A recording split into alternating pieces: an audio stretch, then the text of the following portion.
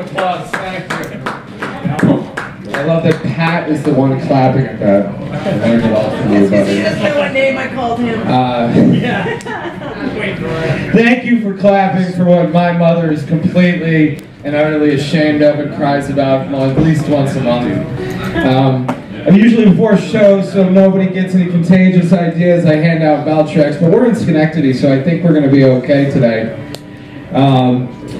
Yeah, Schenectady. It's a lovely place. I try to end up here late in the mornings, on the weekends for certain things.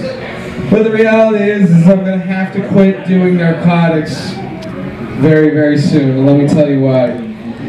It's pretty simple. Nothing gets done anywhere. Nothing at all. I sleep till 2 o'clock in the afternoon.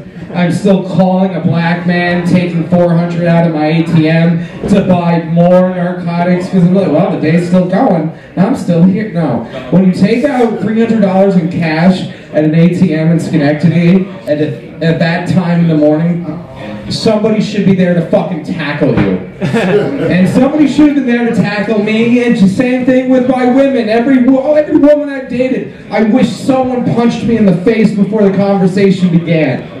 Like, I'm about to go talk to my ex-wife for the first time, and somebody just came up and hit me square in the head with a bottle. I can only hope for such a thing. I'm going to talk about my ex. She was a lovely individual. She was bipolar, on medication, and she would drink about 6 shots of whiskey a night, so she's not really on medication. So she'd be baking cookies, and then she would just turn, I would sneeze, and then she would throw the fucking baking pan at my head. Like, there's no reason for it. She is toxic, and when I mean toxic, I mean in her vagina deeply. That toxicity is marked off for people to make sure they don't go near it, like Chernobyl or Fukushima. It's called exit 8 and through 9W on the Northway. We call it Clifton Park. Seriously though, I mean, just, she would get on a stripper pole from a mile away. You'd be looking at it like, is there a small child in danger over there on that pole? What the hell is going on? Just a short little tattooed girl who had a haircut like me. People think I've been getting stereotyped as a racist recently because I look like a shit kicker apparently. Fucking boots with no socks, shaved head. Nobody's seen the tattoos. But I think it's inappropriate to stereotype me like that. I'm not racist. I love black women. That's where that joke ends.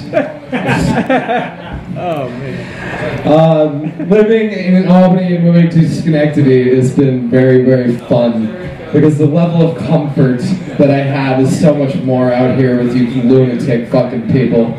The ones who are ignoring me at the bar right now. But hey, I keep my sick going. I work as a process server during the day. I serve papers to a bunch of lovely individuals for any debts that go from Rent-A-Center all the way down to, I think the last one was called Affinity Trust Educational Loan, and I was just like, I don't know what the fuck this is. But I had to go serve her paper the other day, and I went up to this woman's house, served the paper, and she cursed me out when I turned around. She said, fucking white boy serving me a paper. I was in Arbor Hill. Lovely neighborhood, by the way, completely untouched.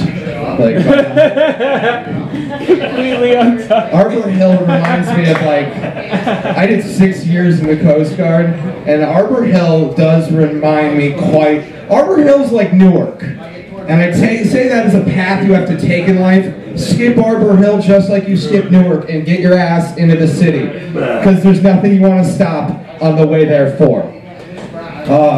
Being born in New Jersey. I don't know. I had some other show. I was going to make fun of Pat for a little bit because he looks like my father, but I think I'm done. Guys, my name's Nick Anthony. Thank you.